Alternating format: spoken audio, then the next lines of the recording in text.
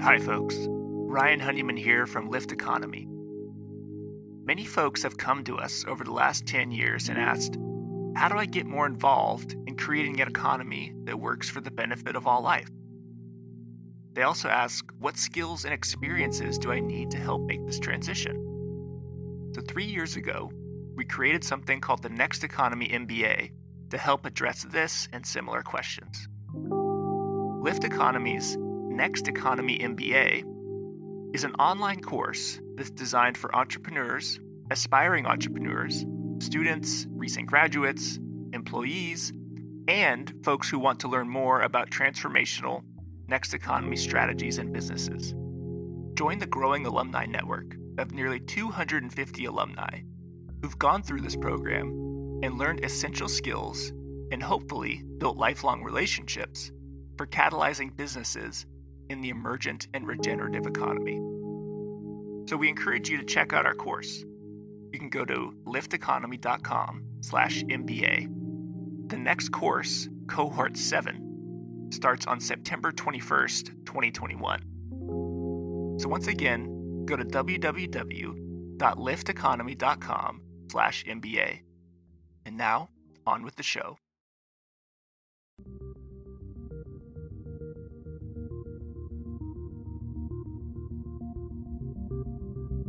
Welcome to Next Economy Now. The goal of this podcast series is to highlight the leaders who are taking a regenerative, bioregional, equitable, democratic, racially just, and whole systems approach to creating the new economy. I'm Ryan Honeyman, a new partner at Lift Economy, and this is a series of interviews with some of the Lift partners about some of the ideas and topics they're most passionate about. So first up, we have Kevin Bayuk, founding member of Lift Economy, and is going to talk to us a little bit about what is the next economy, what does it look like, and how can we bring it about? Great, thanks, Ryan. So Kevin, what is the next economy? What is the next economy? Which is, I think we use that term because the next economy, there's a lot of different competing ideas and words to describe something that at its heart has some kind of core aspects to it. We've heard people talk about the new economy. We've heard people talk about the impact economy, the generative economy, the green economy, the sustainable economy, the blue economy, and more, the benefit economy. The idea is, what would the economy look like if it actually was working for the benefit of all life? And what that basically means is kind of look at the indicators of the existing economy. The existing economy, when you look at the world and you see hunger and thirst and homeless, 1 billion people without food tomorrow, 800 million without fresh water or improved sanitation, the ecosystem collapse on almost every major ecosystem, according to the Millennium Ecosystem Assessment, 400 parts per million plus of CO2 in the atmosphere increasing, global climate change creating climate refugees, war, all these like terrible symptoms and artifacts. It seems to be that there's a tight relationship between those terrible social and ecological problems and the way the economy works and actually how it's designed. And so when we say the next economy, it's possible that nothing short of a redesign of the basic facets of how the economy, the global economy works, will enable us to actually address those major problems in the world and not only address the problems, but do it in a way that creates enormous benefit. And so an economy that works for the benefit of all life would be one where you'd imagine all people everywhere for all time have reliable access to their basic needs: food, water, shelter, textiles, comfort, loving relationships, a secure home. Those would be basic for people. And at the same time, imagine people meeting their needs in that way, and having the impact of the way they meet their needs be generative to the environment, where you would have clean air, clean, fresh, available water, biodiversity diversity increasing all over the globe rather than decreasing. More beauty, more green, verdant ecologies, more topsoil, more carbon regular carbon cycles, regular hydrologic cycles. So how do you create an economy that achieves those outcomes, social and environmental? What would it look like, and how do you go about doing it from kind of where we're at? I think it's important to maybe assess why the current economy does not achieve those outcomes, and what's kind of structurally wrong or challenged about the current economy.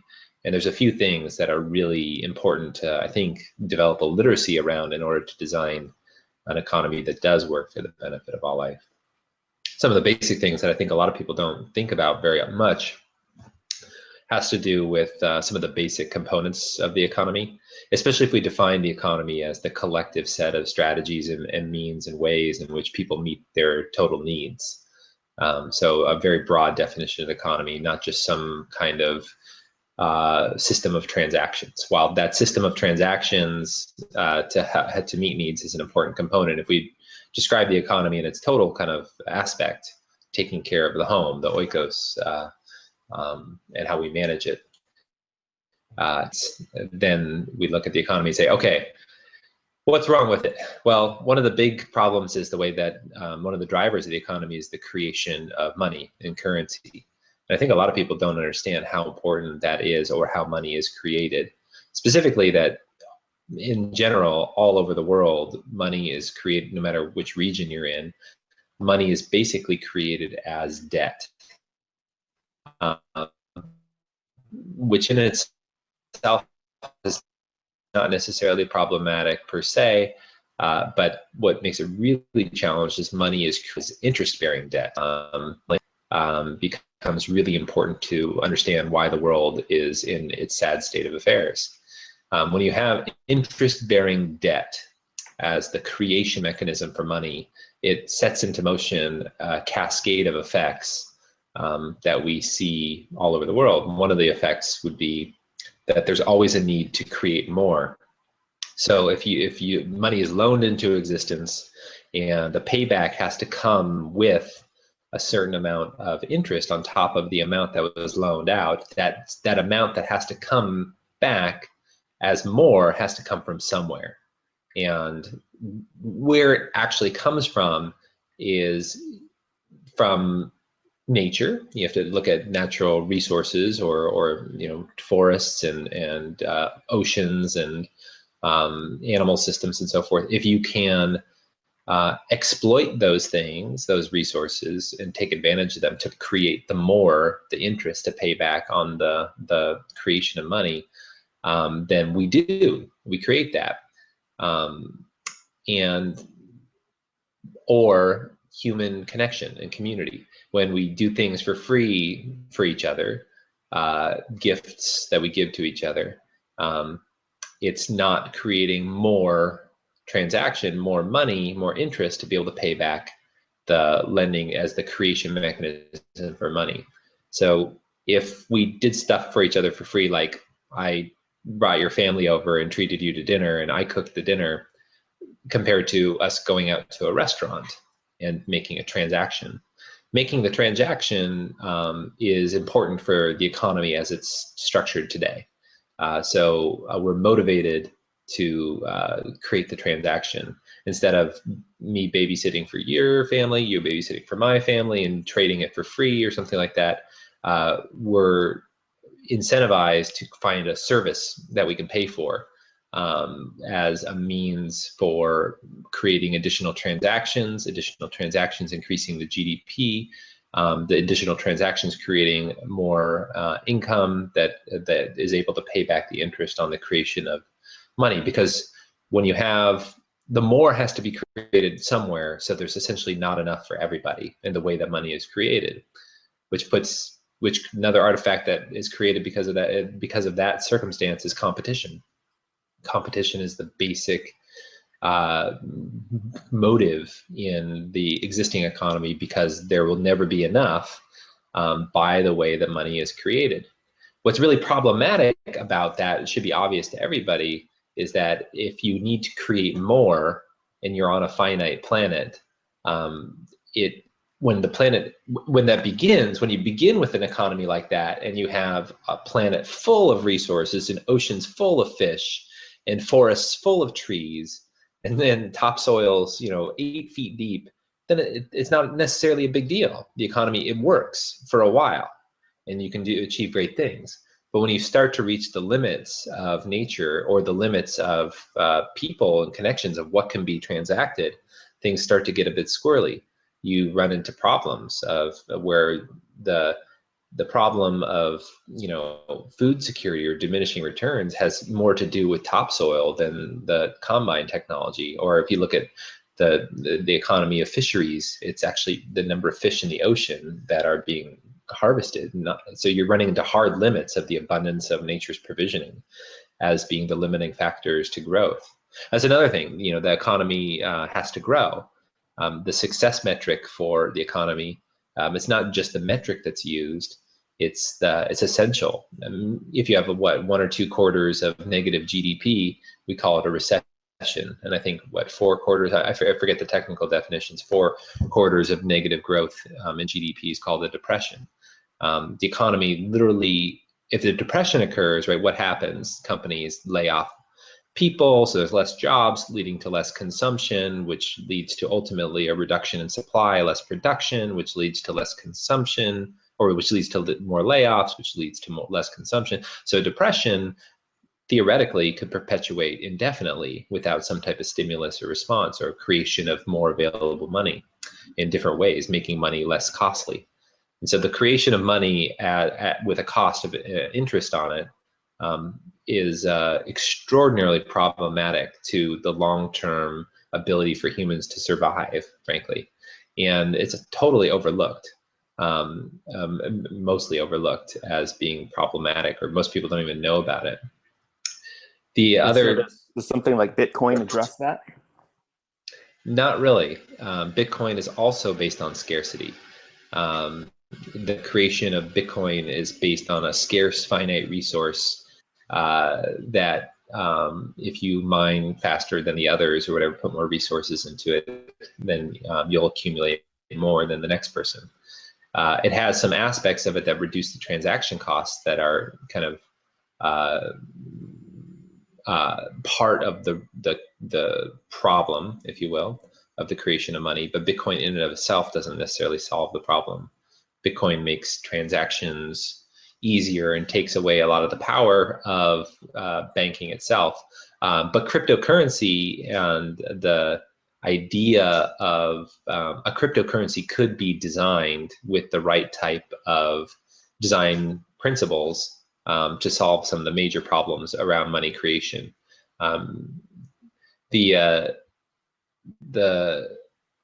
big so cryptocurrency and money creation, while money creation is a big problem and it is soluble, and if you're looking for your reference point on that, a good book to read would be Sacred Economics by Charles Eisenstein, if you want some good proposals of actions that humanity can take. But even that, when we talk about money creation and changing that system, it seems that's a big picture thing. And most people, I think, who are consumers or want to have a job, take care of their family. So for most people, it's going to be an abstract idea. Oh, we got to change the way money is created. Okay, what do I do? What am I going to possibly do about that? But I think it's literacy about why it's problematic is important, because there's things that you can do to intervene with some of the systems that get set in place because of that kind of design DNA. Just to understand it though, growth is required for the economy to work. The economy that's created that way. You have to create more to be able to pay back that interest on debt. So growth is essential. And if growth stops, you end up with depression. That should scare everybody, because again, we live on a finite planet and you actually can't grow the economy. The economy can develop and mature or change, but you can't actually grow the number of transactions infinitely. There's a limited set of resources for which to do that, especially if you define the economy as the way we meet all our needs for food, water, shelter, so forth. And that current economy, that it doesn't work, should be so embarrassingly self-evident to everybody that a next economy is required. Just the state of the world. 1 billion people tomorrow will go hungry when we produce twice the number of calories that people need. I mean, that should make everybody go, what are we doing? As a privileged white person, I could travel in Haiti or the Congo or other places where there is malnutrition and starvation, and I could go there tomorrow and probably be fed. It's not that there's not food there. There are places in the world where there is famine, but in most cases, it's not a scarcity of food. It's an economic problem.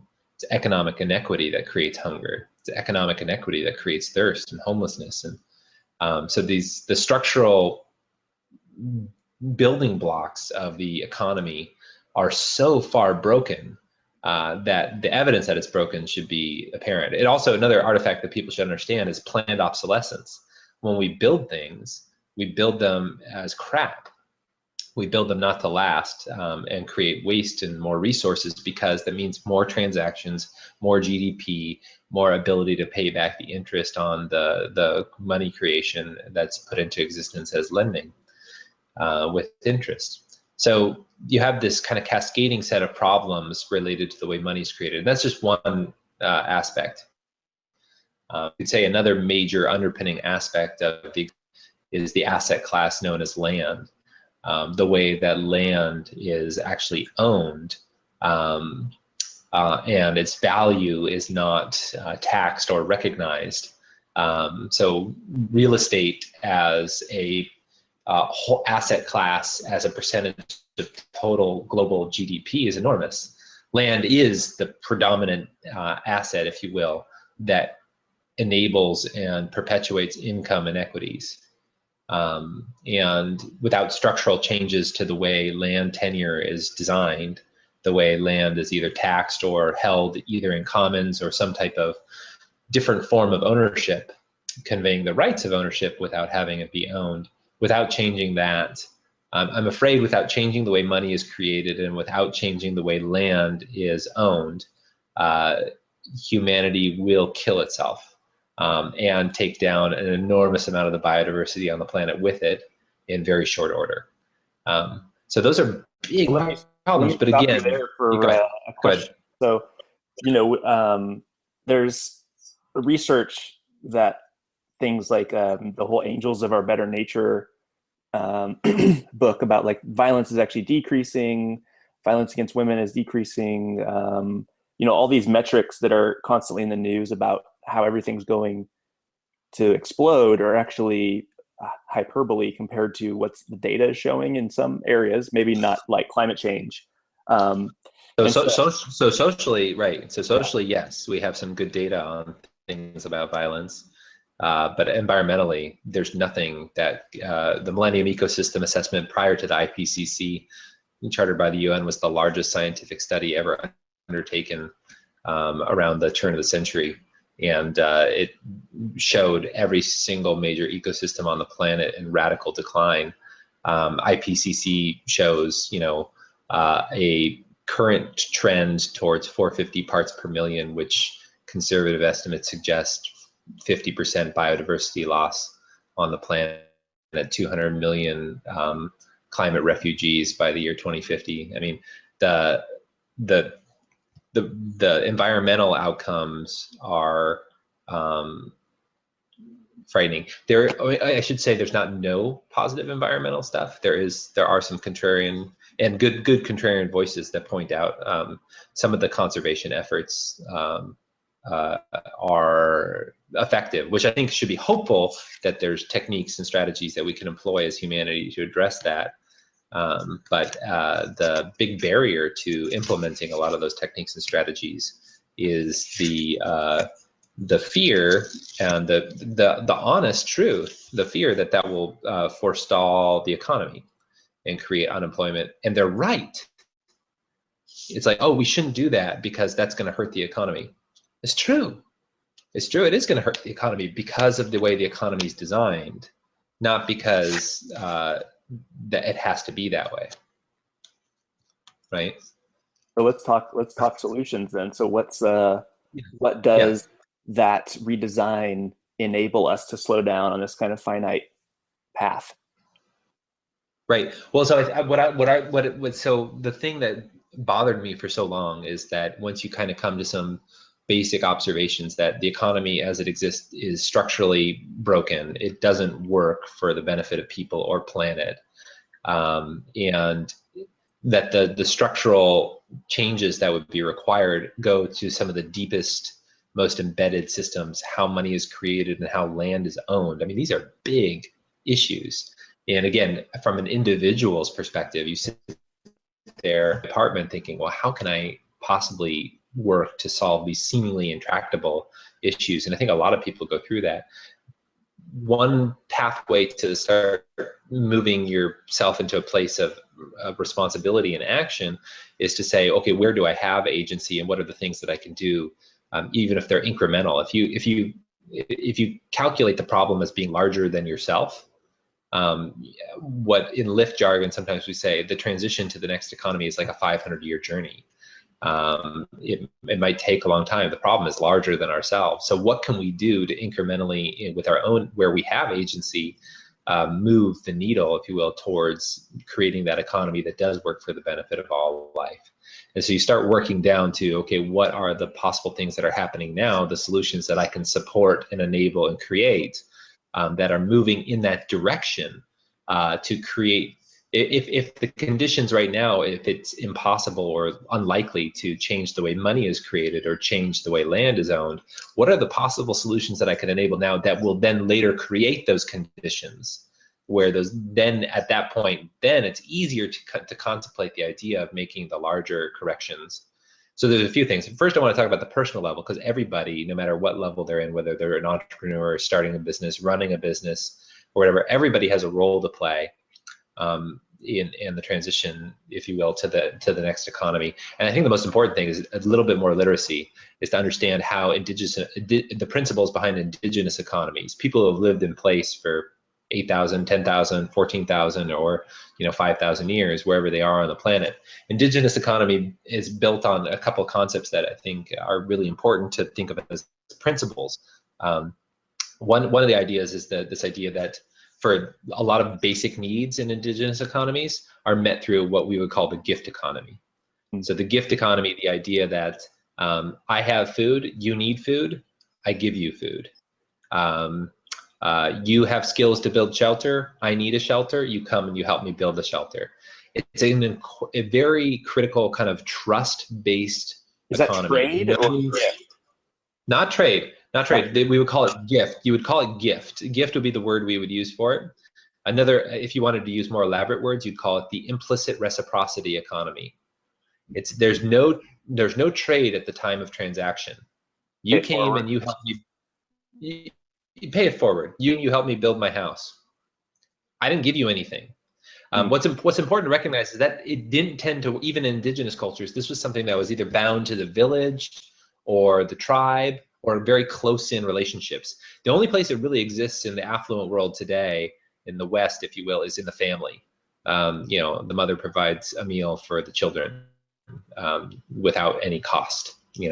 Is there a reciprocity the way families treat each other? It would be implicit. There's no explicit kind of like accounting for, hey, I fed you 1,200 lunches over the last few years. You owe me something else. Why don't you trade out doing some yard work for me or something? Nobody accounts for it that way.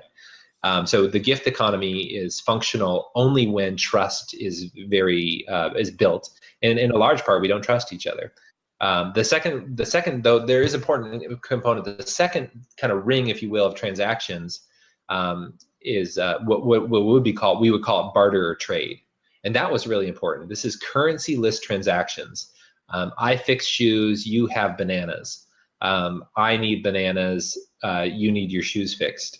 Two very dissimilar goods or services, and they're traded, no currency is exchanged. And which again allows us to avoid all the problematic nature of money creation whatsoever. No money needed to be created. The value of the transaction was established between you and I at that moment, which requires trust. Usually knowing the person that you're trading with is really important, because what if your bananas suck? Or what if I really am crappy at fixing shoes? Then you're going to give me less bananas or whatever. So knowing the value of the exchange, the barter or the trade is really important. So it really is a relationship-based economy. So gift and barter made up the predominant majority of most indigenous, economies. Currency was still used in indigenous. It's existed for a long time. I think David Graeber wrote a book about like debt 5,000 years or something like that. Currency is very old.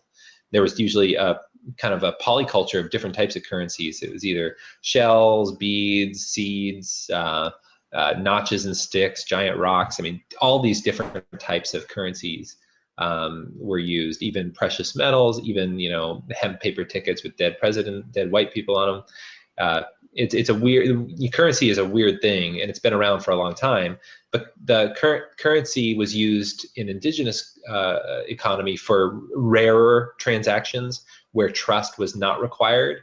It's like the coastal people come to the inland with salt, and the inland peoples would purchase the salt with some type of currency. Currency in that role, money plays, the role is, it's an agreement. It's a value agreement. We think that this money is worth whatever it is.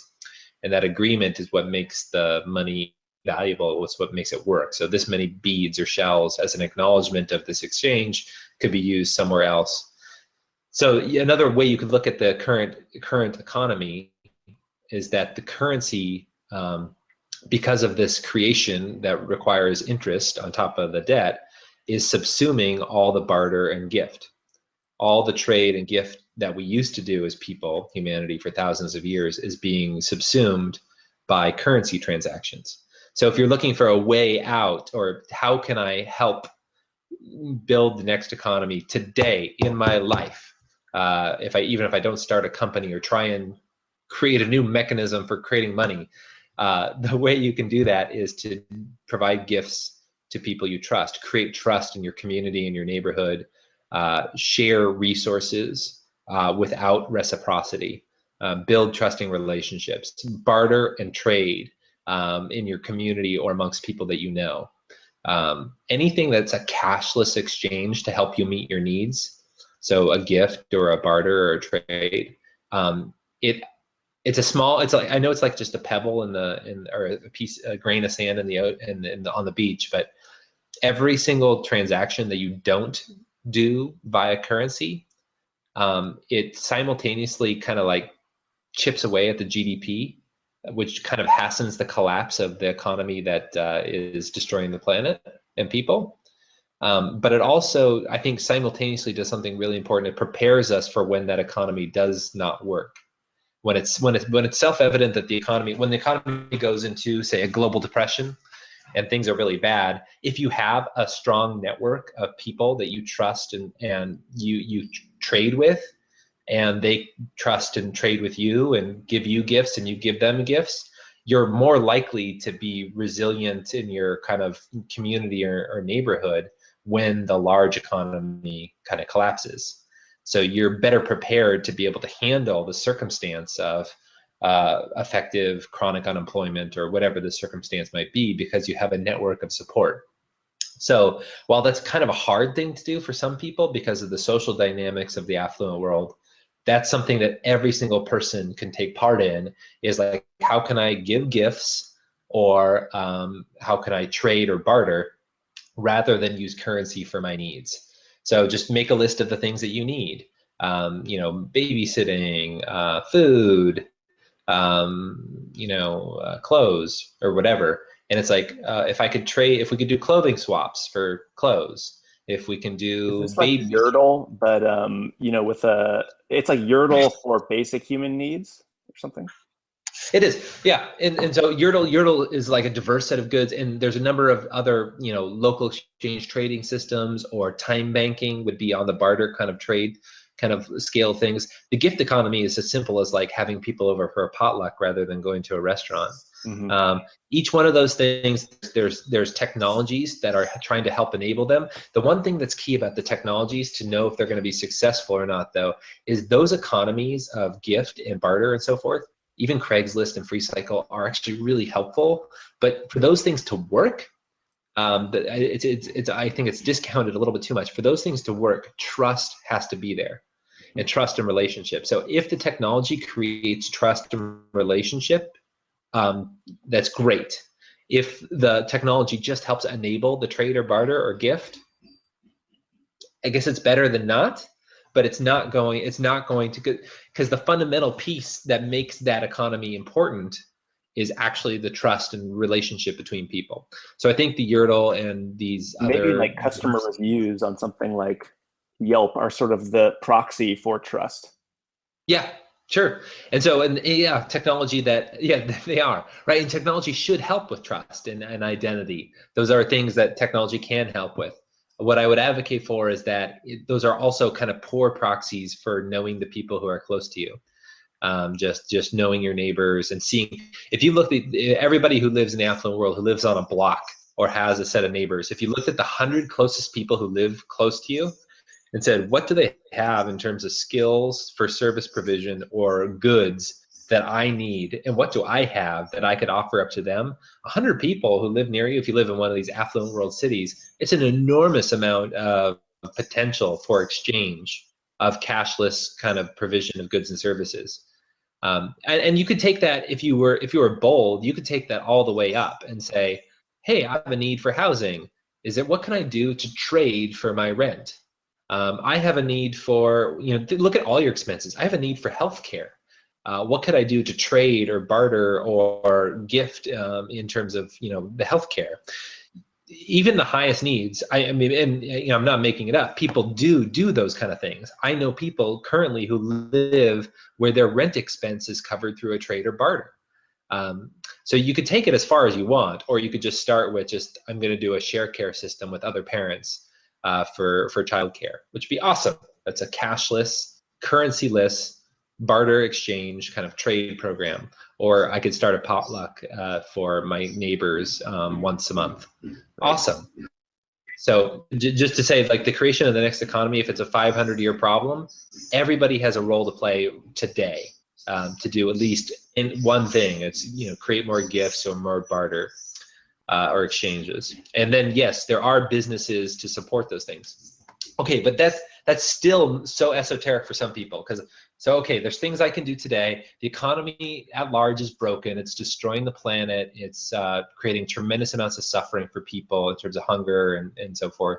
Those problems are still getting worse. The economy at large. Okay, but money creation and land ownership, those are the problems. Okay, I can't do anything about those. Okay, yeah, I can host a potluck. I can do a clothing share or swap. Great. But what else can we do today? Well, there's a huge category which I would be doing it an injustice if I said there's like a less bad approach to doing business. If you roll your mind forward and say, what would that economy look like if currency was created in a way that was generative? What would the economy look like? There's other aspects to the economy that have happened because of the quite rapacious or business as usual approach to generating fossil fuel energy and making it cheap and exploiting people and planet. The artifacts of that kind of exploitation of the supply chain, making things cheap, is that we have a business kind of growth pattern where businesses are growing to be multinationals and accruing and accreting in size and accruing wealth that becomes concentrated into fewer and fewer stakeholder hands. There's 85 billionaires of the world have more wealth than 3.5 billion poorest. So almost half the world's people have less wealth than 85 individuals. About 2,000 billionaires on the planet. I mean, it's an embarrassing artifact of a system gone wrong. And the multinational corporations and the public equity markets and the trading transactions of the systems of the economy kind of perpetuate that. So when somebody starts a business today, and if a business is considered successful, it's because it's grown to be a multinational, it's scaled and grown large, and it produces more and more earnings and more earnings potential creates a higher value stock price, which creates more wealth, which gets distributed to fewer and fewer people. So you have this like cascading set of problems related to that. So what would an economy look like in terms of the types of organizations for the provision of goods and services if the economy were working? If we fix the currency and the land problem, what kind of businesses would there be? Well, they would look like regional businesses that work within the bioregion, try and supply as much of their supply chain within their region, and do their supplies, the goods that they create, when we create clothing or human needs, basic human needs, and homes and all the materials that go into homes. But you could define basic human needs even into technology, like a smartphone. What goes into a smartphone? So you can define needs in a broad sense, or ceramics, or anything. How can you create those goods regionally and at the base of the supply chain, create them so that when you're harvesting wood for homes, for wooden homes, you're actually doing it in a way that increases the biodiversity and the water holding capacity and the carbon sequestration of the forest, rather than destroying the forest. So like this net positive movement is net positive. Yeah. So net positive. So businesses that are net positive, working within the region, owned by people in the region, providing goods for people in the region. Now, that doesn't mean there won't be any global or interregional trade. There is natural comparative advantages. Bananas grow in the tropics. We'd be silly to put up, glass houses all over the world to have bananas grown regionally. It's a great thing that in the tropics we can have coffee and bananas can be traded outside. And similarly, there's woodlands where there's wood that's grown that could be utilized around the world in places where there's grasslands and rangelands that don't have as much wood. There's basic comparative advantage. There's always going to be trade, and I think that's a great thing. But for most human needs, we can probably, in most cases, if you use indigenous people as a model, produce most human needs within a particular bioregion. So these type of basically smaller companies than the global multinationals that treat the earth well and treat their people really well, the people working within the company, so that companies take on a role of being not just some kind of organization that is run in some kind of command control militaristic type of model that subjugates people into 90,000 hours. That's the number of hours we usually spend in an average Western person's life working in a company. The 90,000 hours of your life being subjected to competition and feeling that you don't like what you do. The number of people who are dissatisfied with the work that they do in the workplace is enormous. The statistics out there are just embarrassing and frightening, really, that people are, I can't believe there's not more mental disease. I know there's a lot, but just how people can spend their so significant portion of their life doing things that they don't like and feeling terrible about it. So businesses that are organizations that are almost like incubators for human development. So like that actually people feel alive when they're at work and they're actually contributing to each other and learning how to make decisions together and feeling enriched and fulfilled with what they're doing to provide goods and services for other people. And of course, the way in which they're creating those goods and services is net positive or beneficial to the environment in terms of biodiversity, topsoil, carbon cycle, hydrologic cycle, all the things that are necessary to create conditions conducive to life. Okay, so that would be a next economy, would be businesses that are organized that way to have impact externally that's beneficial and have impact internally with the people who are working in those organizations. And so that's something we don't have to wait for to change how money is created, and we don't have to wait until land ownership models change in order to create those organizations. And I'm super enthusiastic, and Lyft is super enthusiastic about that, because when you look at what's possible out there, what our observation is some of those companies already exist. Thank goodness. Yeah, who are some of the companies that you would say are living this ideal? South Mountain Company would come to mind, the highest scoring B Corp, as an organization that has fully digested and embedded the concepts of how can we be net positive in the way we build homes, be as beneficial and energy efficient as possible in terms of, and maybe they even have further to go there to create passive homes or living buildings. But they also, the way they treat their people as a human development organization, where they have actually created their own co-housing community for people to live in. They build homes for all their workers, how they contribute from their profits to a number of different methods to actually contribute back to society from any of the profits that they give. And of course, operating as a worker-owned cooperative, so that the workers are the owners, involved in the decision-making and practicing democracy in their everyday lives. The way these people come out of that organization to operate in their communities as citizens, they're skilled, highly skilled in how to make collective decision-making with others, which are skills that the world needs.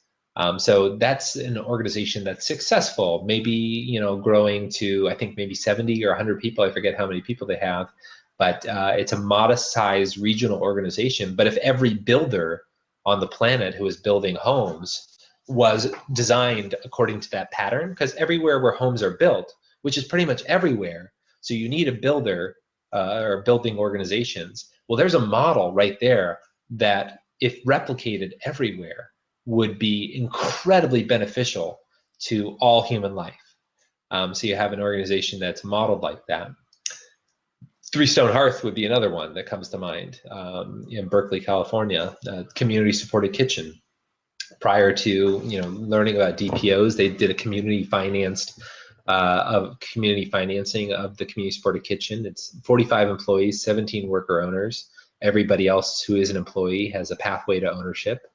It sources food locally from the local food shed for seasonal, nutrient-dense, high-quality food produced in a kitchen, where they offer cookery trainings to people, to their customers, if their customers don't want to buy from them. So prepared meals, nutrient-dense meals, packaged in reusable glass packaging, which comes at great expense and comes at a cost to their profit margin.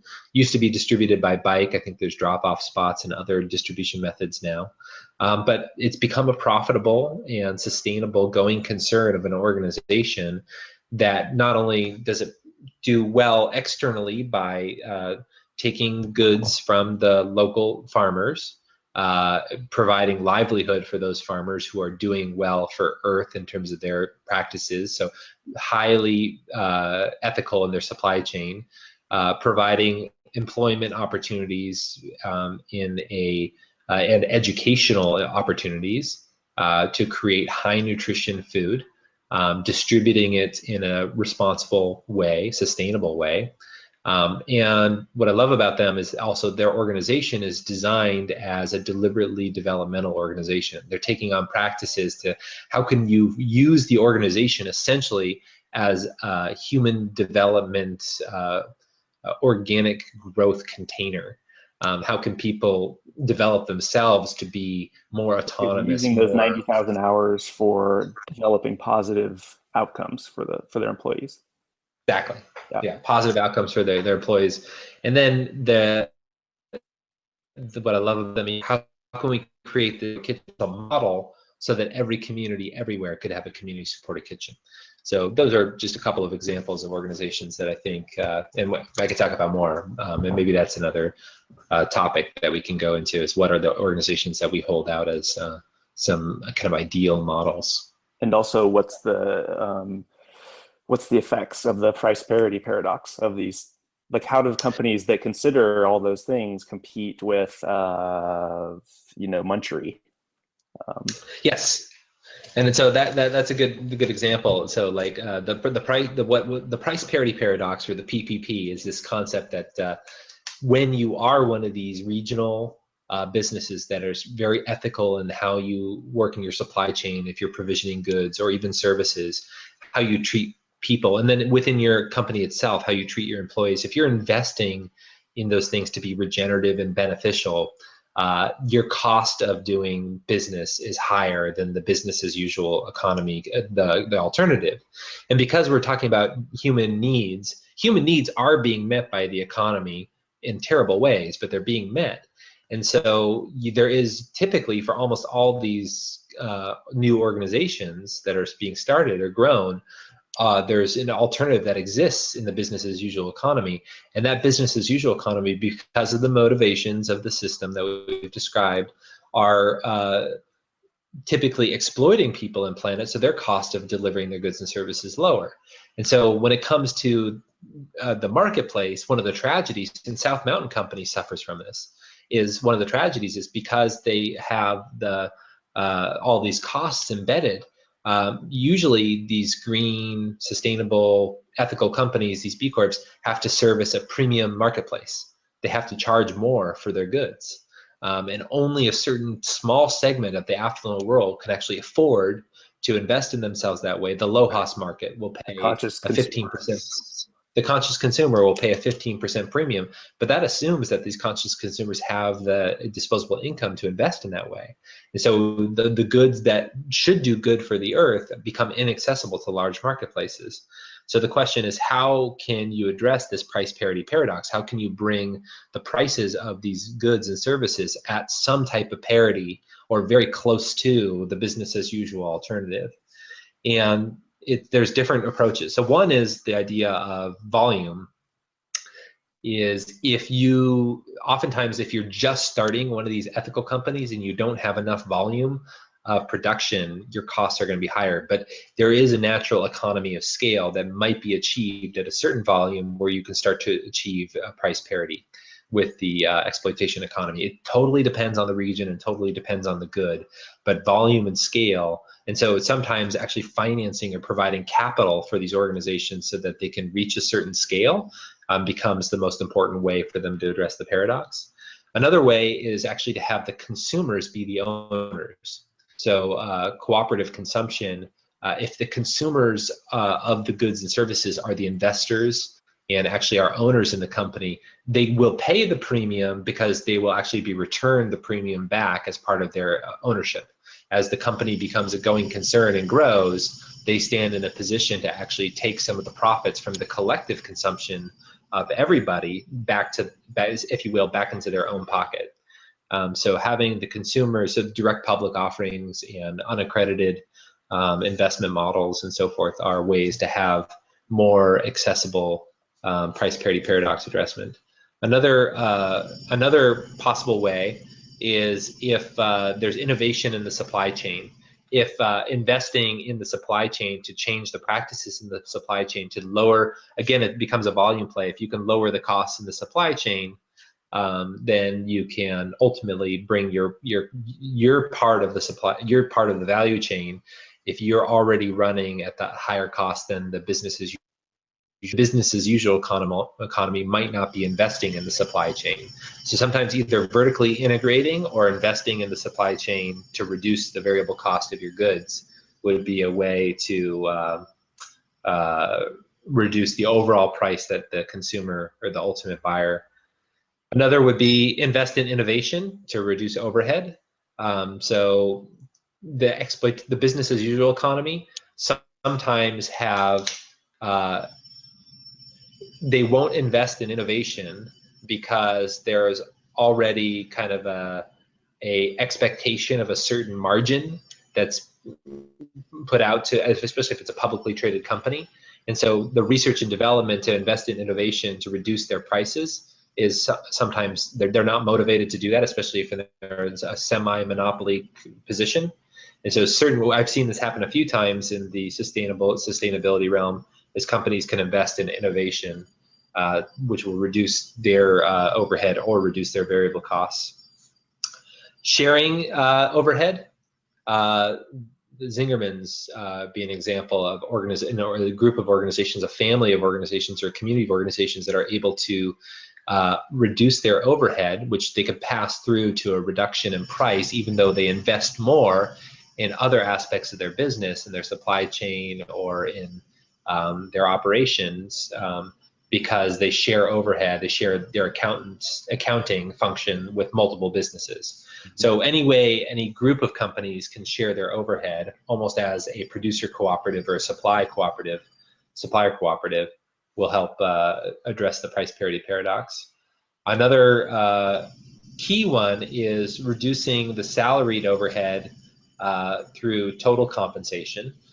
So looking at and a number of B Corps and ethical companies face this. They actually offer lower salaries than their competitors, but their the benefit of their work environment, because of the investments they make in human development, are their total compensation, the total package of what it means to work for these organizations with meaning and purpose built in, and flex time and other things enables them to lower their overhead or variable costs, depending on what kind of labor there is, by looking at total compensation. And another method is to have worker ownership. So one thing that the business as usual economy leaves on the table is if they concentrate earnings and have, for example, very inflated executive salaries that are 30 to 300x the lowest person's salary. If you use a worker-owned cooperative model where if the decision making results, and it doesn't have to, but results in a more equitable banding of compensation and spreading the compensation out through the organization, you might capture some savings that you could pass through to addressing the price parity paradox. And the final one that I'd add for the price parity paradox is this idea of transparency. Sometimes you can, as a company that wants to be fully ethical, you could say, and we source this good from this less ethical place. Why? Because that enables us to price it at parity with the business as usual comparable. But we're going to be transparent about it. We're going to tell you that that's Patagonia, and then them saying and we're going to improve in these ways.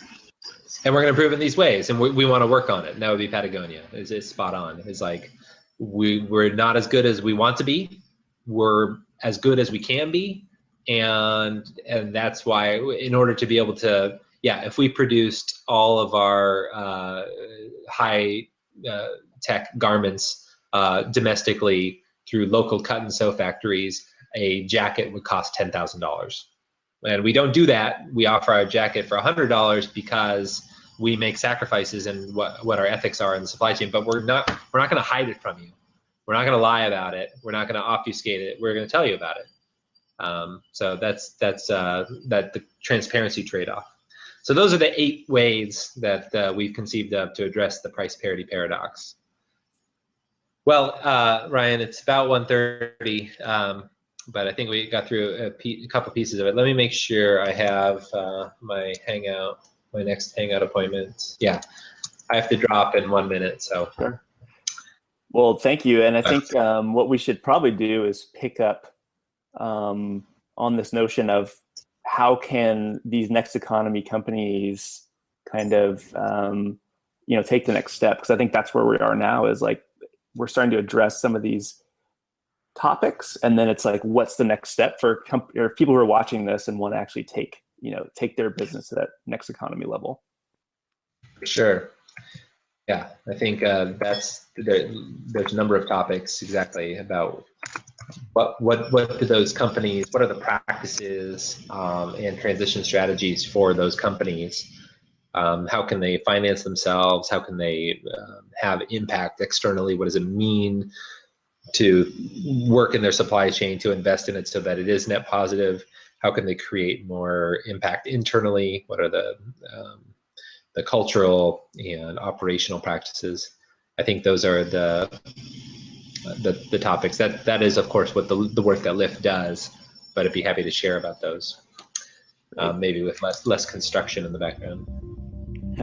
All right, Kevin. Well, thanks again. Enjoy your next call. Next Economy Now is a production of LIFT Economy. To listen to all of our episodes, go to lifteconomy.com/podcast. That's LIFT economy.com/podcast. You can also sign up for our monthly newsletter at lifteconomy.com/newsletter. Please also rate and review our podcast on iTunes, Spotify, Stitcher, or wherever you get your podcasts. Thanks for listening.